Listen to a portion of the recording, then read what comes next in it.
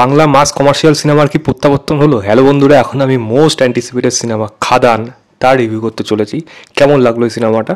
গল্পটা এই ছোট্ট করে বলি। শ্যাম মাহাতো এবং তার সঙ্গে বন্ধু মোহন, যেটা দেব এবং যিশু প্লে করছে, তারা খাদানের মালিক কীভাবে হয়ে উঠছে এবং তাদের গড়ে ওঠার গল্প। এবং একটা সময় এই শ্যাম মাহাতোর সাথে এমন কী ঘটনা ঘটছে যার জন্য তার পরিবার থেকে সম্পূর্ণ বিচ্ছেদ হয়ে যাচ্ছে।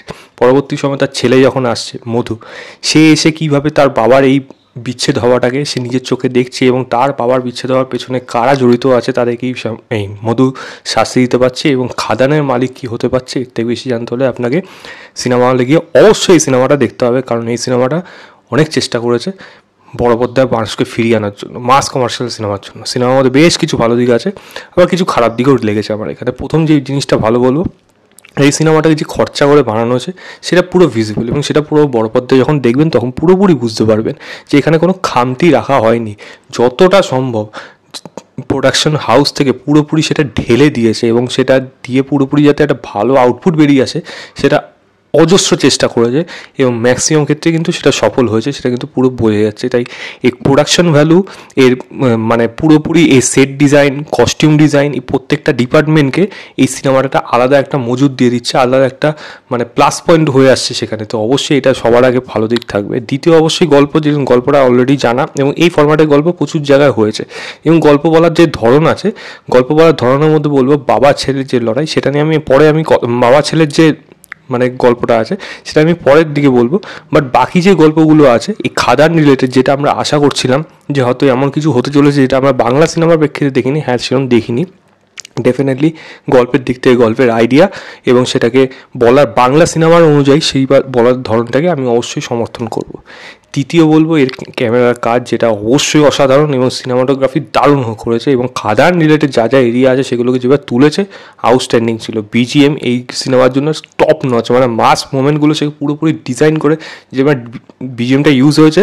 আর যেটা আমি বলছিলাম যে আগের দিন, যে এই গানগুলোকে যেইভাবে ইউজ করা হবে, সেটা বাপ এসেছে হোক বা ওই গানটাই হোক, তো পুরো এই ব্যাপারটা কিন্তু পুরোপুরি যে ফ্লেভারটা যে উঠে আসছে পুরোপুরি মাস ফ্লেভার, সেটা কিন্তু সম্পূর্ণ সমর্থনযোগ্য, দেখতে বেশ ভালো লাগছে। গানের কথা বলবো, গানের কথা শুনতে আমার বেশ, গানগুলো আমার ভালো লেগেছে, তবে গান নিয়ে আমি পরে একটা কথা বলবো, সেটা পরের কথা। বাট আমি এখানে যে জিনিসটা মিস করে গেলাম সেটা ডায়লগ অবশ্যই আছে, বেশ সলিড কিছু ডায়লগ আছে, সিটি পড়বে সেগুলো পুরোপুরি রয়েছে। এবার যেটা মিস করে যাচ্ছি সেটা কি, পারফরমেন্স অবশ্যই আছে, অবশ্যই ভালো, খুব ভালো পারফরমেন্স আছে। এবং দেবের কাছ থেকে এরকম ধরনের পারফরমেন্স আরও যত দিন যাচ্ছে তত আরও ভালো পারফরমেন্স উঠে আসছে। সেটা শ্যাম মাহাতো হোক বা মধু, দুজনের রোলে কিন্তু সে বেশ ভালো করেছে, তাকে কিন্তু অবশ্যই প্রশংসা করা উচিত। সঙ্গে ইকুয়ালি প্রশংসা পাবে বলে যিশু সেনগুপ্ত, তার ওই চোখের এক্সপ্রেশন, তার ওই মুখের হাসি, জয় গুরু যেইভাবে বলবে, আপনার মধ্যে একটা কাম এবং একটা একটা একটা ইভিল ব্যাপার আপনি কিন্তু পুরোপুরি বুঝতে পারবেন যে মানুষটা কীরকম ধরনের লোক। এই সিনেমার মধ্যে সবাই, কেউ যে পুরোপুরি সাদা মানুষ না, সবার মধ্যেই প্রবলেম আছে। তো এই যিশুর পারফরমেন্স কিন্তু ডেফিনেটলি এই সিনেমার প্রশংসার যোগ্য। অনির্বাণ চক্রবর্তীর কথা বলি, মান্ডির রোলে সে কিন্তু বেশ ভালো রকম সঙ্গম দিয়েছে, এবং বেশ ভালো তার পারফরমেন্সটা উঠে এসছে। তার ইন্ট্রো সিন যেগুলো আছে সেখানে সে ভালো, যে ডায়লগগুলো রয়েছে সেখানে তার কাছে বেশ কিছু ভালো ডায়লগ দেওয়া আছে, সেটা শুনতেও বেশ ভালো লাগছে।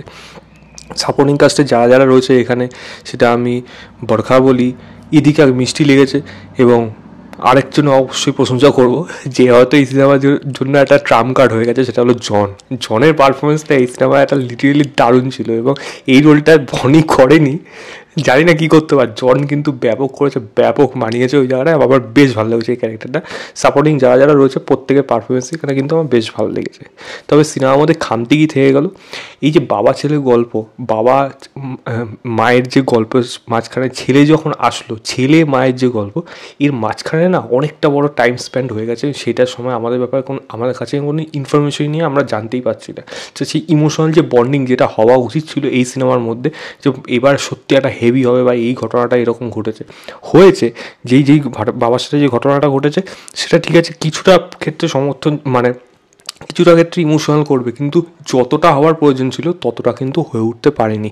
তাই আমার মনে হয় সিনেমার লেন্থ হয়তো আরও কিছুক্ষণ বাড়িয়ে যদি 2.5 ঘন্টাও করা হতো, সেখানে আরও কিছু মোমেন্ট রাখা হতো, এবং এই ছেলেটার যে মানে মধুর ছোটোবেলার মুহূর্তগুলো যদি কিছু তুলে ধরা হতো, তাহলে অবশ্যই এই সিনেমাটা আরও একটু জায়গা খুঁজে পেতো এবং আরও বেশি হয়তো এক্সপ্যান্ড করে যেত, মানে গল্প পড়ার ধরনটা, এবং সেখান থেকে এই মানুষগুলোর প্রতি ইমোশনাল যে অ্যাট্রাকশন যেটা আসতো সেটা কিন্তু পুরোপুরি হয়ে উঠতো। আমার মনে হয় সেটা একটু মিস করে গেছে গল্প গল্পটা অনেকটা ছোট হয়ে গেছে এবং অনেক কিছু আমাদের কাছে অজানা থেকে গেছে, যেটা আমার মনে হয় এই সিনেমার জন্য একটা বড় খামতি হতে চলেছে। দ্বিতীয় জিনিস বলবো হলো এই রিলেটেডই এমন কিছু গল্প এবং এমন কিছু মানুষ যারা যারা আসছে এখানে, যার ইম্পর্টেন্স হয়তো সেরকম খুব দরকার নেই, কিন্তু তাকে রাখা হচ্ছে, মনে হচ্ছিলো হয়তো হেভি হেভি হবে, বাট সেই হেভি হেভি ব্যাপারটা হয়নি, সেটাকে ওকে ওকে ব্যাপার থেকে গেছে। তাই ক্যারেক্টার রাইটিংগুলো আমার মনে হয় এই সিনেমার মধ্যে সবার খুব ভালো হয়নি। যারা কিছু কিছু হয়েছে যাদের জন্য ঠিক আছে, দেবের অবশ্যই ভালো, যিশুর অবশ্যই ভালো, জন যেটুকু জায়গা পেয়েছে অবশ্যই ভালো। এই দিক আর বলবো যেরকম আশা করেছিলাম সেরকমই হয়েছে, বরখার দিক যেরকম আশা করেছিলাম সেরকমই হয়েছে, এবং অনির্বাণ চক্রবর্তী এদেরও সেরকমই হয়েছে। বাট বাকি যারা যারা রয়েছে তাদের না আরও সেরকমভাবে স্পেস, আরও সেই মানুষগুলোর ব্যাপারে বা সেই গল্প ভালো না খারাপ কী কাজ করছে এই জিনিসগুলো আমাদের আরও জানার ইচ্ছা ছিল। মনে হয় সেই জিনিসগুলো বোধহয় অধরা থেকে গেল। এবং অবশ্যই একটা জিনিস দেখুন, একটা লিমিটেড বাজেটের মধ্যে এই সিনেমাটাকে যেভাবে বানানো হয়েছে সেটা অবশ্যই সমর্থনযোগ্য, কিন্তু এই সিনেমার জন্য আমার মনে হয় প্রত্যেকটা দর্শক যদি যায় গিয়ে দেখে অ্যাটলিস্ট, তাহলে এর থেকে আরও ভালো সিনেমা তারা করে দেখাতে পারবে, সেই সাহসটা পাবে। এবং অবশ্যই এই সিনেমার টু বি কন্টিনিউ তো আছে, এবং সেখানে কী কী হবে সেটা তো আপনাদের উপর পুরোপুরি নির্ভর করছে। আমাদের জাস্ট কর্তব্য আপনাদের জাস্ট একবার অনুরোধ করা, গিয়ে দেখুন, তারপর নয় এটা নিয়ে কথা বলবে। ছোটোখাটো দিক রয়েছে এই সিনেমার মধ্যে গল্প রিলেটেড, বিশেষ করে রাইটিং লেভেলে, সেগুলো খামতি থাকলেও এই সিনেমাটাকে অবশ্যই আমি বলবো সিনেমা হলে গিয়ে দেখান এবং দেখুন, এবং দেখে জানাবেন আপনাদের কেমন লেগেছে। আমার কিন্তু বেশ ভালোই লেগেছে এই সিনেমাটা। মাস কমার্শিয়াল বাংলা সিনেমার প্রত্যাবর্তন হয়েছে কি না? হ্যাঁ, হয়েছে হয়েছে। যত আমি এক্সপেক্ট করছিলাম হয়তো ততটা না হলেও আমার কাছে অন্তত 80% কিন্তু হয়ে গেছে।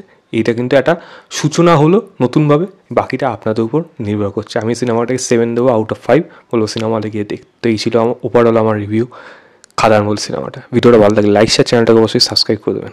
বাই।